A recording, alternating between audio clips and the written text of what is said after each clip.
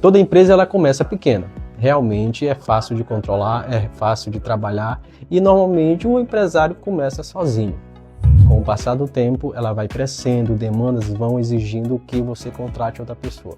Agora, você já imaginou você querer trabalhar, querer produzir, querer gerenciar, querer cuidar da parte comercial, da parte financeira, somente você?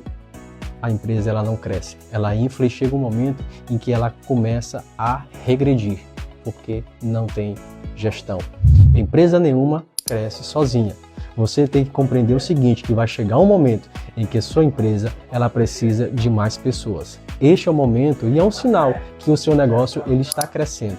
Se você quer mais dicas, quer mais entendimento sobre esse assunto, entre em contato conosco e nós iremos te ajudar.